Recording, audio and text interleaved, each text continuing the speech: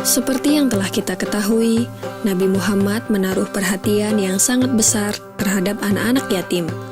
Pada suatu hari raya, Nabi Muhammad pergi keluar rumah untuk melaksanakan sholat Idul Fitri, sementara anak-anak sedang bermain dengan gembira di jalanan. Namun di kejauhan, tampak seorang anak kecil duduk berseberangan dengan mereka yang sedang bermain. Dengan pakaian sederhana dan tampak murung, ia menangis terseduh. Melihat hal itu, Nabi Muhammad segera menghampiri anak tersebut, lalu beliau berkata, "Nak, mengapa kau menangis dan tidak bermain bersama mereka?" Anak kecil itu tidak mengenali bahwa orang dewasa yang sedang berada di hadapannya adalah Nabi Muhammad yang merupakan utusan Allah. Ia pun menjawab, "Paman, ayahku telah meninggal. Ia mengikuti Nabi Muhammad dalam menghadapi musuh di sebuah pertempuran, tetapi ia gugur dalam medan perang tersebut." Nabi Muhammad mendengarkan dengan seksama rangkaian peristiwa dan nasib malang yang menimpa anak tersebut. Anak itu pun melanjutkan ceritanya. "Ibuku menikah lagi.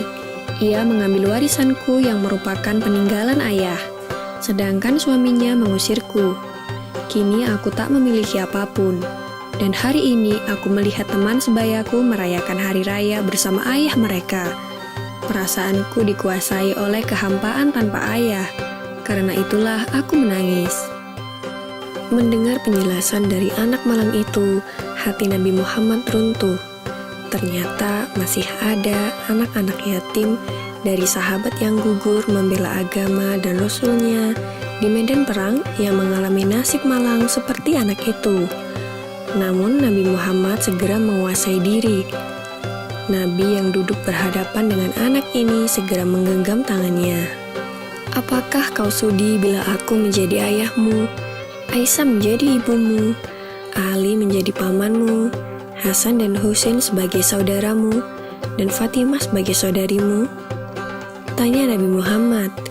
Mendengar tawaran itu, anak itu seketika mengerti bahwa yang dihadapannya adalah Nabi Muhammad SAW.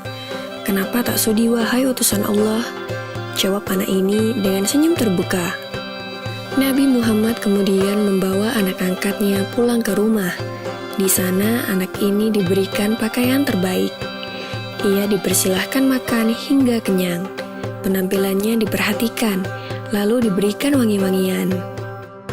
Setelah selesai, ia pun keluar dari rumah Nabi Muhammad dengan senyum dan wajah bahagia. Melihat penampilannya yang sudah berbeda, para sahabatnya yang semula sedang bermain bersama mulai bertanya, "Sebelum ini kau menangis, tapi kini kau tampak sangat gembira." "Benar sahabatku, tadinya aku lapar, tetapi lihatlah, sekarang tidak lagi, aku sudah kenyang. Dulunya aku memang tidak berpakaian bagus, tetapi kini lihatlah, sekarang aku mengenakan pakaian bagus. Dulu memang aku ini yatim, tetapi sekarang aku memiliki keluarga yang sangat perhatian. Nabi Muhammad ayahku, Aisyah ibuku, Ali pamanku, Hasan dan Husain saudaraku, dan Fatimah saudariku. Bagaimana aku tidak bahagia?" Mendengar cerita sahabatnya, mereka tampak menginginkan nasib serupa. Sampai salah satu dari mereka berkata, "Coba saja ayah kita juga gugur pada peperangan itu, sehingga kita juga diangkat sebagai anak oleh Nabi Muhammad." Lalu waktu terus berjalan. Usia semakin bertambah, kebahagiaan anak ini pun lenyap ketika selang beberapa tahun setelah itu, Nabi Muhammad meninggal dunia. Meratapi kepergian ayah angkatnya yang paling mulia, ia keluar rumah dan bersedih. "Sungguh menyedihkan, kini aku kembali terasing, aku bukan siapa-siapa lagi, aku kini menjadi yatim yang kesepian," katanya sambil menangis sedih.